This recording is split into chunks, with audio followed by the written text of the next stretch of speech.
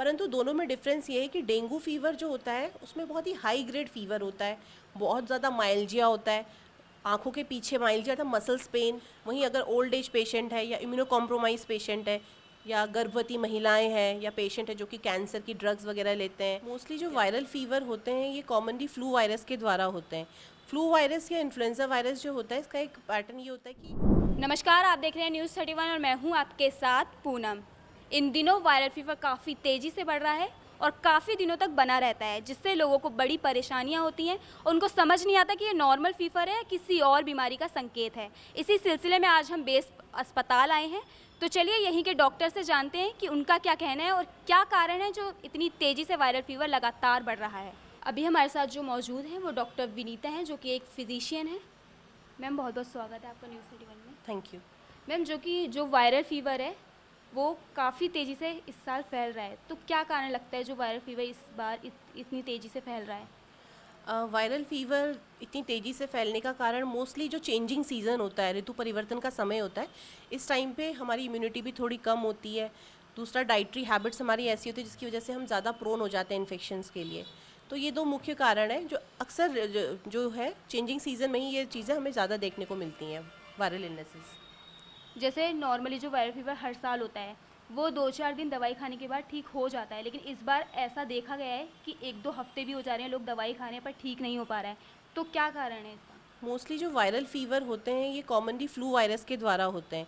Flu virus या influenza virus जो होता है इसका एक पैटर्न ये होता है कि इसमें बहुत ज़्यादा एंटीजेनिक शिफ्ट और ड्रिफ्ट होता है। इसका अर्थ ये होता है कि उसमें जेनेटिक म्यूटेशंस बहुत ज़्यादा होते हैं। तो हर साल जो होता है जो वायरस है, एक तरह से आप ये मानिए कि वो और इम्यूनिटी उसकी मजबूत हो जाती है पेशेंट को इन्फेक्ट करने की। इसीलिए कई बार क्या होता है, जो इन्फेक्शन हम देखते थे कि पहले 2 या 3 दिन रहता था, वो अब उसका ड्यूरेशन इंक्रीज़ होकर 5 से 7 दिन तक बढ़ जाता है। तो इसका मेन कारण जेनेटिकली मॉडिफाई होना है वायरस का, जिसको कि हम एंटीजेनिक शिफ्ट या ड्रिफ्ट कहते हैं इन्फ्लुएंजा वायरस के केस में। वायरल फीवर जो है हर साल और स्ट्रॉन्ग होकर सामने आ रहा है लोगों के बीच, जो कि नहीं जा रहा बहुत दिनों तक। जैसे पिछले साल भी हुआ था, इतना स्ट्रॉन्ग नहीं था वायरल फीवर, लेकिन इस बार जो है और भी ज़्यादा स्ट्रॉन्ग हो गया है। तो इसका भी क्या कारण लगता है आपको? वायरल फीवर, हाँ, ये हम देख रहे हैं। जैसे कुछ पेशेंट तो है, जैसे यंग पेशेंट हैं, उनमें इम्प्रूवमेंट जल्दी आता है। वहीं अगर ओल्ड एज पेशेंट है या इम्यूनो कॉम्प्रोमाइज पेशेंट है या गर्भवती महिलाएं हैं या पेशेंट है जो कि कैंसर की ड्रग्स वगैरह लेते हैं या इन्हें ट्यूबरक्लोसिस है, तो ऐसे पेशेंट्स में जो बीमारी है थोड़ा प्रोलॉन्ग्ड हो रही है। दूसरा एक कारण ये भी है, जैसे कोविड के बाद से कहीं ना कहीं हम लोगों के इम्यून सिस्टम में भी प्रभाव पड़ा है, तो हमारी इम्यूनिटी पे भी इसका असर पड़ा है, जिसकी वजह से लग रहा है जो प्रोलॉन्ग हो रहा है वायरल इलनेस, इसका एक कारण ये भी हो सकता है। और मैम, जैसे कि जो वायरस है वो लोगों को समझ नहीं आता कि नॉर्मल फीवर है या फिर उनको डेंगू फीवर है। कुछ लोग सोचते हैं कि हमें नॉर्मल फीवर है, लेकिन वो निकलता बाद में डेंगू फीवर है। तो ऐसा लोगों को कैसे पता चल सकता है पहले ही कि उनको डेंगू फीवर है या नॉर्मल फीवर है? आपने बहुत अच्छा सवाल पूछा है। वायरल फीवर जो होता है, दोनों ही वायरल फीवर है, कॉमन वायरल इलनेस वाला फीवर है, डेंगू फीवर भी एक वायरस के द्वारा ही होता है।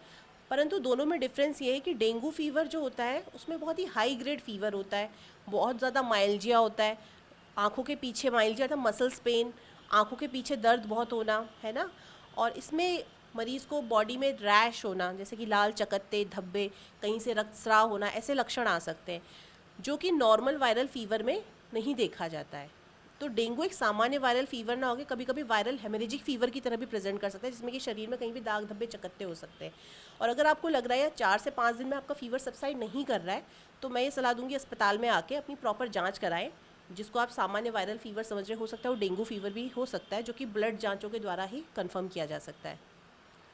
जैसे हमारी जो जनता है, आप उनको क्या सलाह देना चाहेंगे कि वो इस वायरल फीवर से कैसे बच सकते हैं घर बैठे? घर बैठे वायरल फीवर से बचने के लिए सबसे इम्पॉर्टेंट है, अगर आपको फीवर हो रहा है, रेस्ट करिए। रेस्ट करना बहुत ज़रूरी। रेस्ट करने से हमारी बॉडी जो है उसकी जो इम्यूनिटी है उसको अपना टाइम लगता है रिकवर करने में, तो रेस्ट करना बहुत आवश्यक है। दूसरा, पानी खूब पीजिए, बॉडी में पानी की कमी नहीं होनी चाहिए। तीसरा, हैंड वॉशिंग प्रैक्टिसेस, ये बहुत ज़रूरी है। जितनी बार आप अपना हैंड वॉश करेंगे सोप एंड वाटर से, तो उतना आप वायरल इन्फेक्शन खुद भी और अपने आसपास के लोगों को भी कम फैलाएंगे। तीसरा, अगर फीवर आता है तो सेल्फ मेडिकेशन या लोकल कहीं से भी दवाई लेने की जगह सिर्फ पैरासीटामोल लें। एस्प्रिन या अदर जो दवाई, निमेसुलाइड अक्सर मैं देखती हूँ लोग खा लेते हैं, उसके बाद फिर साइड इफेक्ट के साथ प्रेजेंट करते हैं। प्लेन पैरासीटामोल की गोली लें, चाहे बच्चा हो या बड़ा हो। तो पैरासीटामोल सेफ है। अगर इसके बाद भी अगर आपको लग रहा है नहीं इम्प्रूव हो रहा है, तब आप अस्पताल में आए। दूसरा, फूड हैबिट्स, चेंजिंग सीजन में अक्सर लोग मैं देखती हूँ बाहर खाते हैं, जिसकी वजह से कभी वो वायरल डायरिया की तरह भी प्रेजेंट करते हैं। तो बाहर का खाना अवॉइड करें, घर का बना हुआ साफ स्वच्छ फ्रेश भोजन ही खाएं। तो अभी हमने बात करी फिजिशियन डॉक्टर विनीता मैम से। उनका कहना है कि हाइजीन का खास तौर पर ध्यान रखा जाए, बाहर के खाने को अवॉइड किया जाए, घर का ही खाना ज़्यादा से ज़्यादा खाया जाए और वर्कआउट की जाए, सेहत का खास तौर पर ध्यान रखा जाए। ऐसी ही तमाम जानकारी के लिए जुड़े रहें न्यूज़ 31 के साथ। कैमरा पर्सन जीतू के साथ मैं पूनम मौर्य, हल्द्वानी।